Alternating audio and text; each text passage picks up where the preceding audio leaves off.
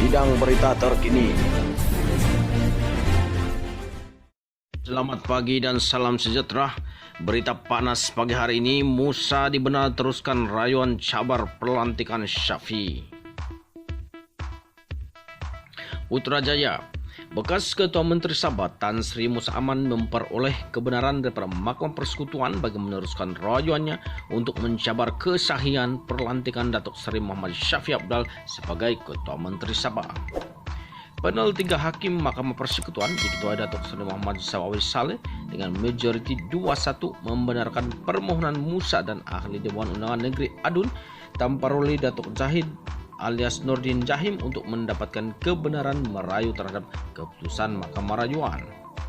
Musa dan Zahid memegang permohonan itu selepas Mahkamah Rayuan pada 28 November tahun lepas menolak rayuan mereka berhubung keputusan Mahkamah Tinggi yang menolak saman pemula bagi mencabar pelantikan Muhammad Syafiee pada 7 November 2018.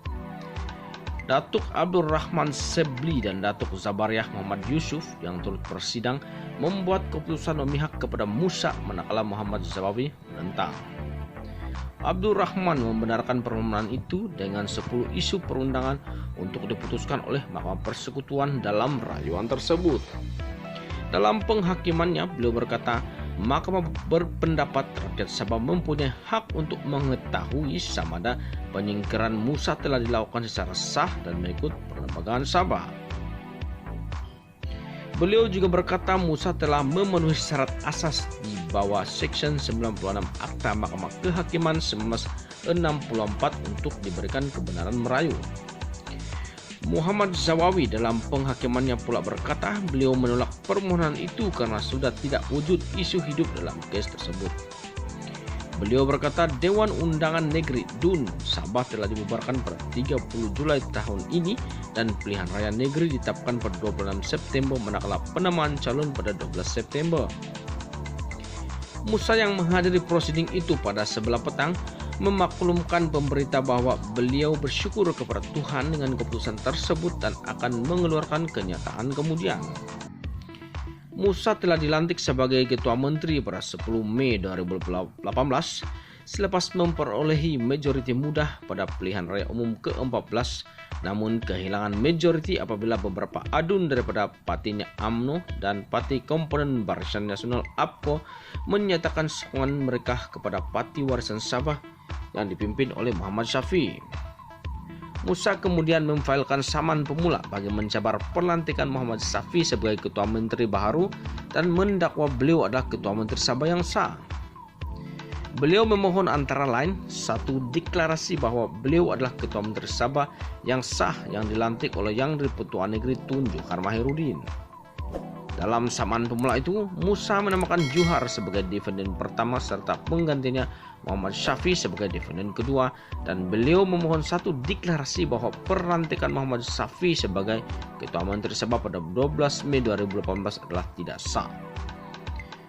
Pada 7 November 2018, Mahkamah Tinggi Kota Kinabalu menolak saman pemula Musa dan memutuskan bahwa pelantikan Muhammad Syafiee sebagai Ketua Menteri adalah berlandaskan pelembagaan. Hakim Mahkamah Tinggi ketika itu Datuk Eugene Kee, kini Hakim Mahkamah Rayuan, memutuskan bahwa Musa telah kehilangan majoriti dalam DUN selepas 6 adun daripada BN Sabah berpaling tada. Jane Kee berkata berdasarkan keputusan beliau dalam kes Musa, saman pemula yang difailkan Zahid terhadap Muhammad Syafiee dan Johar bagi mencabar pelantikan itu turut ditolak. Tahun lepas, panel 3 Hakim Mahkamah Rayuan menolak rayuan Musa dan Zahid selepas membenarkan bantahan awal peguam Datuk Douglas Lin yang mewakili Muhammad Syafiee bahwa rayuan itu dibatalkan atas alasan yang bersifat akademik.